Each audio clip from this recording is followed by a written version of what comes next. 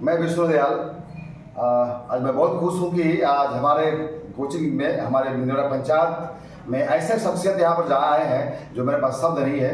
आप शख्स को पहचानिए, ये है समाज हिंदी जो है लुसेंट के राइटर हैं संजीव बाबू, जो खुद चलकर यहाँ पर आए हैं। खुद इन्होंने बहुत ही मेहनत किया है और इनको परिचय देना सोच के दिया दिखाने बराबर है। जो भी विद्यार्थी कंपटीशन की दुनिया में होंगे निश्चित तौर पर इनकी बुक पढ़ा होगा और आज बहुत खुश हूँ कि आज हमारे लिए ये बुक लेकर आए हैं। क्यों लेकर आए हैं अब तो यही बताएंगे, क्यों क्या समझा कि हमको ये बुक पढ़ना चाहिए और बच्चों को देना चाहिए। और मैं जहाँ तक समझता हूँ कि संजीव बाबू को कौन नहीं जानता है भाई।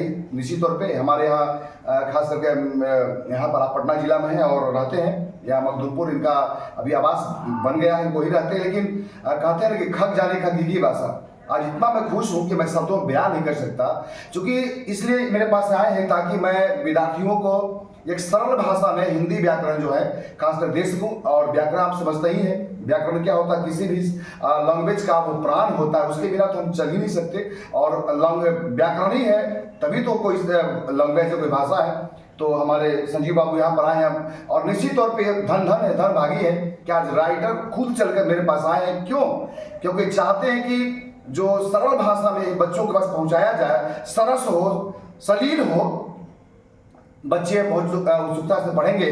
और ये जब जानेंगे व्याकरण, जब उनके पास आएगा, लैंग्वेज के बाद जानकारी हो जाएगी, भाषा जानकारी हो जाएगी, तो सुस्पष्ट बोलेंगे, अच्छा बोलेंगे, सरस बोलेंगे, आकर्षक बोलेंगे, अट्रैक्टिव बोलेंगे। तो हम चाहेंगे संजीव बाबू कि आपने इतने बड़े राइटर हैं, मेरे पास शब्द नहीं बयां कर सकूँ, को नहीं जाना थे जब मैं कभी संकट मोचन नाम की हारो।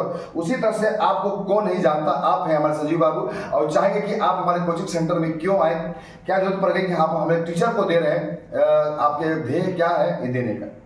धन्यवाद। चलिए, शुक्रिया आपका। और अभी तक लोगों ने व्याकरण के बारे में ये कह के रखा है कि व्याकरण व्याधिकरणम, कि व्याकरण जो है बहुत कष्टकारी होता है। यहाँ तक कि सामान्य तौर पे कहा जाता है कि संस्कृत व्याकरण को सीखने में सबसे कठिन विद्या अगर मानी जाती है तो व्याकरण मानी जाती है। और उसको सीखने में लोग कहते हैं कि 12 साल संस्कृत का व्याकरण सही से पढ़ने के बाद ही वह सिद्ध हो पाता है। और बाकी भाषाओं का भी व्याकरण जो है किसी के बारे में 6 साल कहा जाता है, किसी के बारे में 2 साल कहा जाता है। लेकिन मेरा प्रयास इस तरह का है कि चीज़ें जो है इतने पहले जो है व्याकरण व्याधिकरणम जो है वो ना रहे, व्याकरण क्रीड़ा सम होना चाहिए। तो खेलते कूदते आदमी जो है पढ़ जाए, समझ जाए। और अभी तक की जो भी पद्धति रही है, रटन पद्धति रही है, मौखिक पद्धति रही है कि लोग जो है बस रट जाओ, समझो नहीं। तो मेरा प्रयास हमेशा से यही रहा है कि चीज़ें आसानी से समझ में आ जाए।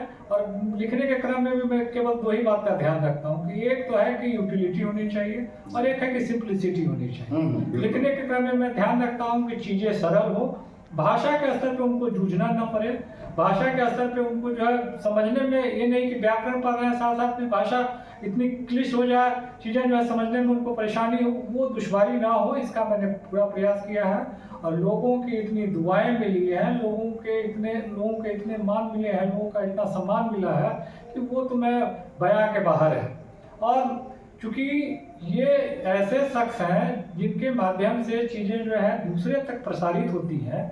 और ऐसे जगह जगह पे हम लोगों के असली प्रचारक ऐसे ही शिक्षकगण हैं जो अपने अच्छा कोई भी है बच्चों के मुकाबले जो है शिक्षक ज़्यादा चीज़ों को बढ़िया से समझेंगे और वो ज़्यादा जो है बढ़िया से बच्चे तक पहुंचा पाएंगे। तो हम लोग का आप लोग भी देखते हैं कि हम लोग कभी भी प्रचार में 1 पैसा खर्च नहीं करते हैं। और हम लोग की कोशिश रहती है कि एक दूसरा जाने, दूसरा से तीसरा जाने, तीसरे से चौथा जाने। और आज भी इस प्रचार का कोई जवाब नहीं है। और हम लोग कभी भी जो है एकदम जो है आवा मंडल बना के, प्रभा मंडल बना के कि जो है नहीं परसोना बना लिया, जो जितना बड़ा है नहीं उससे बड़ा दिखा दिया, वो हम लोग कभी भी नहीं करते हैं। और ऐसे ही शिक्षक लोग हैं जगह जगह पे, जिन लोगों को चीज़ें पसंद आई वो दूसरे तक ज्ञान है जहाँ तक प्रसारित हो, हम लोग की कोशिश यही रहती है। और उसी क्रम में जो है मुझे लगा कि एक वाजिब शख्स हैं जिनको जो है ये जो है दिया जाना चाहिए। यही सब सोच के मैंने विष्णु दयाल सर जो मेरे छोटे भाई के समान जी। हैं और ये अपने स्तर से जो है ज्ञान का प्रसार कर रहे हैं। एक इनकी अपनी ख्याति है, एक अपना जो है इनका जलवा है। इनके माध्यम से मैं भी जो है कई जगह तक पहुंच पाऊँ, मेरा प्रयास यही रहा है। इसी क्रम में जो है मैंने जो है इनको किताब दिया है और मैं उम्मीद करूंगा कि ये भी जो है कुछ उसमें से, और इसमें है भी ये जो है, इसमें मैंने भूमिका में एक पंक्ति मैंने लिखी है कि ये किताब ऐसी है कि नौसिखियों से लेकर घिसे हुए आदमी तक जी लाभान्वित हो सके, इस तरह की कोशिश की गई है। और वाकई में इसमें है, इसमें जो एकदम नवसिखुआ है उसके लिए भी जो है चीज है, और जो अपने को परम ज्ञानी समझ रहे हैं उनके लिए भी चीज है। इसलिए हाँ, इसलिए कि इसमें जितनी मेहनत की गई है और जितना मैं चीज़ों को और आसान जहाँ जहाँ मुश्किल है वहाँ पे जो है, और पहले जैसे जो भी व्याकरण पढ़ाते थे हम लोग भी जिस दौर में पढ़े हैं उस दौर में तो बस चीज़ों को रट जाओ, समझो नहीं।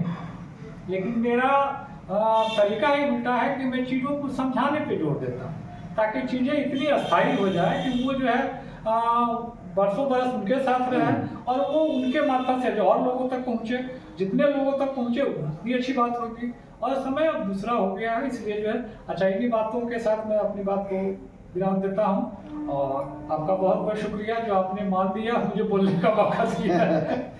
तो निश्चित तौर पे सर, आज मैं बहुत ही सौभाग्यशाली महसूस अपने कर रहा हूँ कि आपने मुझे इस लायक समझा, ताकि आपकी जो परिश्रम है, जो आपने इसमें अपनी आत्मा झोंकी है, ये बच्चों तक पहुँचेगा तो निश्चित तौर पे आपका भी, कहते हैं दीपक से दीपक जलता है, हाँ। जीवन की यही सफलता है। तो निश्चित तौर पे आपके किया हुआ जो परिश्रम है, जो आत्मा आपने झोंका है इसमें, उसको बच्चों तक पहुँचा पाऊंगा तो मैं भी अपने आप को धन समझूंगा। निश्चित तौर पर आप हमारे कोचिंग में यहाँ पर आए सर, आपको बहुत बहुत शुक्रगुजार। और इसी तरह से आप बने हमारे साथ जुड़े रहें ताकि मैं भी कुछ आपसे सीख पाऊँ। और हिंदी व्याकरण जो है निश्चित तौर पे मैं इससे बच्चों को देख लीजिए यहाँ पे, ये देखिए हमारे प्रतियोगिता ये संस्थान है, और ये देखिए यहाँ पे अभी हमको लिखे, यहाँ देखिए संजीव कुमार जी हैं, ये लिखा हुआ संजीव कुमार जो हमारे सब करे हैं, राइटर खुद चल कर आए हैं, कहाँ भी गया है, जहाँ न जाए रवि वहाँ जाए कवि। तो निश्चित तौर पे हम बहुत बहुत बहुत एक बार और शुक्रगुजार करता हूँ, धन्यवाद ज्ञापन करता हूँ, नमन करता हूँ कि निश्चित तौर पर ऐसे शख्सियत हमारे समाज में है और इनकी जो ज्ञान की बातें हैं, प्रखरता है इनकी, जो निश्चित तौर पे हम फैलाएं, हम भी धन्य हो जाएंगे। और संजीव बाबू जो यहाँ पर आए हैं, निश्चित तौर पे इसी तरह से आप अपनी कृपा बना रखें सर। मैं अपने बच्चों को लाभान्वित करूँगा। जय हिंद, जय भारत, जय संजीव बाबू जी। Thank you.